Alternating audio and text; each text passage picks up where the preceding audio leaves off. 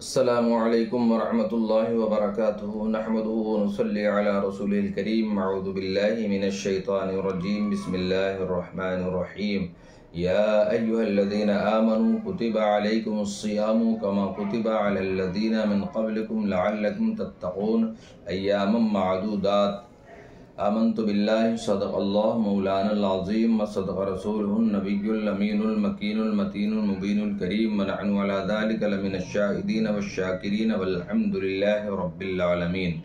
मोहतरम हज़रात, अल्लाह तबारक व तआला ने कुरान मुक़द्दस में इरशाद फरमाया है, ए ईमान वालो, तुम पर रोज़े फ़र्ज़ किए गए जैसा कि तुमसे पहले के उम्मतों पर रोज़े फ़र्ज़ किए गए थे, ताकि तुम मुत्तकी यानी परहेज़गार बन जाओ।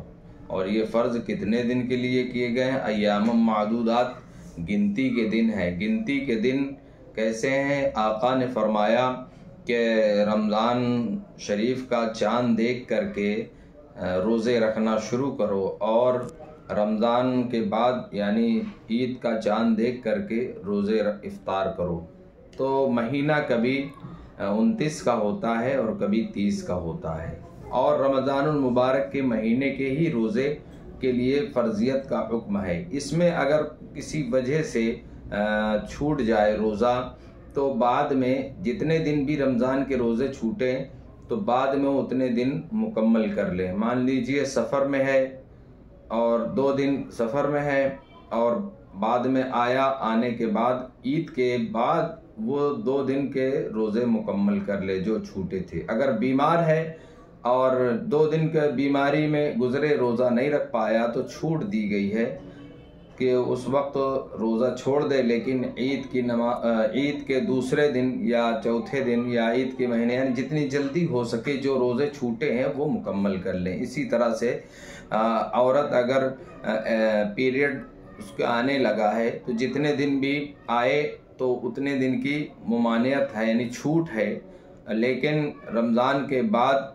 जब उसको मौका मिले तो जितने रोज़े रमज़ान में उसके छूटे थे वो रोज़ों को मुकम्मल करे। इसी तरह से बच्चे की पैदाइश के वक्त जो ब्लीडिंग होती है लगभग 40 दिन तक की होती है, किसी को कम ज़्यादा, तो उसमें भी छूट दी गई है। लेकिन रमज़ान के बाद में वो दिन जब रमज़ान के बाद आवे तो ये रमज़ान के जो रोज़े छूटे हैं इनको मुकम्मल किए जाएं, यही हुक्म है। मरीज़ 2 तरह के होते हैं, एक तो जो अभी बीमार है लेकिन बाद में ठीक हो जाएगा तो उसके लिए हुक्म यह है कि वो बाद में रोज़ा रखे।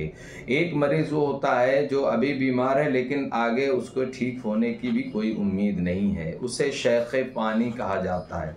शेख़ फ़ानी के लिए हुक्म यह है कि वो रोज़े का हदिया या फ़िदिया या फ़ितराना या कफ़ारा कहते हैं उसको दिया जाए। तो एक रोज़े का कफ़ारा एक फ़ितरे के बराबर, यानी मान लीजिए कि अगर 75 रुपए एक फ़ितरे की कीमत मुकर्रर की गई है तो उसी एतबार से हर रोज़े के एतबार से 29 या 30 के अगर रोज़े हैं तो 29 या 30 से 75 का गुणा किया जाएगा। जितने रुपए आए उतना गरीबों, मिस्कीनों में, फ़कीरों में पैसा तकसीम किया जाए, या कोई कार खैर में मदरसे वग़ैरह में दिया जाए। और ये उसके लिए हुक्म है जो शेख़ फ़ानी, जो बाद में सही होने के उसके उम्मीद ना हो, बीमार है, शेख़ फ़ानी है और बाद में उसके सही होने का इम्कान नहीं है, उसके लिए ये हुक्म है। जो बाद में रख सकता है उसके लिए हुक्म ये है कि वो रखे, फ़लयसुमहु फरमाया गया, उसके लिए ज़्यादा बेहतर है वो रोज़ा रखे।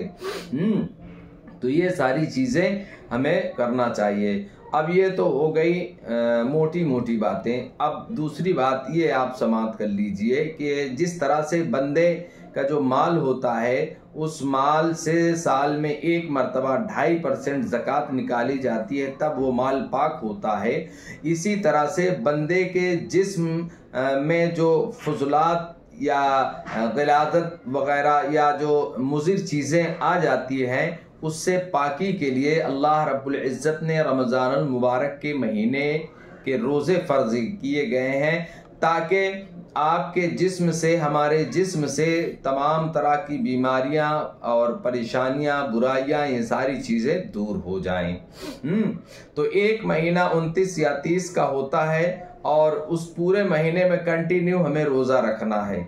आखिरी हफ्ता जो होता है, यानी कंटिन्यू रोज़ा रख रहे हैं, आखिरी हफ्ता ये बहुत अहम होता है। इसमें जो मुहलिक मर्ज यानी जानलेवा बीमारी या जानलेवा मर्ज जो होते हैं वो रोज़े के ज़रिए दूर हो जाते हैं। वो कैसे कि आपका जो मैदा है इसको खाना चाहिए। जब आप खाना इसको न देंगे, पानी न देंगे, तो ये आपके जिस्म से जो गैर ज़रूरी चीज़ें हैं उनको लेगा। फिर उसके आखिर में, जैसा कि हमने बताया कि आखिरी हफ्ते में ये मुज़िर चीज़ों को लेना शुरू करता है, यानी जो मर्ज होंगे उसके सेल्स को ये खाना शुरू कर देता है। और ऐसा वक्त आता है कि जब आप चांद का, ईद का चांद देखते हैं तो अल्लाह तबारक व तआला आपसे तमाम तरह की बीमारियों को दूर फरमा देता है। तो ये आपके बदन के पाकी के लिए है। और उसके अलावा अल्लाह रब्बुल इज़्ज़त की रज़ा के लिए हमें रोज़ा रखना चाहिए। अल्लाह रब्बुल इज़्ज़त की खुशनुदी के लिए हमें रोज़ा रखना चाहिए। और सिर्फ ये पेट को खाली रख करके रोज़ा ना रखें, हाँ, कि बल्कि हर एक चीज़ का रोज़ा होना चाहिए। हाथ का भी रोज़ा हो, पैर का भी रोज़ा हो, ज़ुबान का भी रोज़ा हो, नाक का भी, कान का भी, आँख का भी, हर तरह का रोज़ा होना चाहिए। कान का ये कि उसमें गाली गलौज, बुराई नहीं सुनना चाहिए। ज़ुबान का इस तरह से कि गाली गलौज नहीं करना चाहिए, किसी की बुराई नहीं करना चाहिए। और इसी तरह से नाक का भी है कि गंदी जगह, गंदी चीज़ को न सूंघा जाए। अब गंदी से आप मुराद समझ सकते हैं क्या मेरा कहने का मतलब ये है। और आँख का मामला यह है कि गंदी चीज़, गलत जगह और गंदी चीज़ों को नहीं देखना चाहिए, उससे अपने आप को बचाना चाहिए। हाथों को गंदी जगह, गलत जगह ले जाने से रोकना चाहिए। इसी तरह से कहीं आप पैर से चल करके जाते हैं तो गलत जगह, अब गलत जगह में बहुत सारी चीज़ें आ सकती हैं, आप उसको बगौर जान सकते हैं कि आप अपने पैरों से कहाँ कहाँ गलत गलत जगह जा सकते हैं। हाँ, तो उससे भी आप अपने आप को बचाएं। तो हर तरह से रोज़ा रखें, हर एक अदा से रोज़ा होना चाहिए। अरे मुसलमान तो वही है भाई, उसका शीवा है कि आपको देख करके, इस्लाम जैसा कोई मजहब नहीं है, ये तो सब जानते हैं। हाँ, लेकिन आज जो बदनामी हो रही है सारे ज़माने में, ये मुसलमानों की हरकतों की वजह से हो रही है। बने हैं मुसलमान और काम ऐसे करते हैं कि अल्लाह अल्लाह, अस्तगफिरुल्लाह, अल्लाह माफ़ फरमाए। हमें तो हुजूर सल्लल्लाहु अलैहि वसल्लम का किरदार पेश करना चाहिए। हुजूर सल्लल्लाहु अलैहि वसल्लम के उसवा हसना पर अमल करते हुए बेहतरीन अंदाज में जब हम अपना किरदार पेश करेंगे तो लोग कहेंगे कि ये मुसलमान जा रहा है, ये मियाँ भाई जा रहा है, ये मुसलमान जा रहे हैं, ये मुंसिफ इंसाफ करने वाले जा रहे हैं। वरना आज अपने गिरेबान में झांक करके देखें कि मुसलमान कितने गलत कामों में मुलव्विस है। हाँ, शराब नोशी, जुआ खोरी और न जाने कितने कितने गलत काम, अब मैं क्या गिनाऊं। ये मुसलमानों का शीवा नहीं है। मुसलमानों को तो मना किया गया, एकदम साफ साफ कुरान शरीफ में मना किया गया, हदीस पाक में मना किया गया है। ए मुसलमानों, अगर तुम अपना वक़ार, अपनी इज्जत चाहते हो तो सच्चे पक्के मुसलमान बन जाओ। सच्चे पक्के मुसलमान बन जाओ। इस्लाम को कोई मिटा नहीं सकता। लेकिन आज जो बदनामी हो रही है ये गलत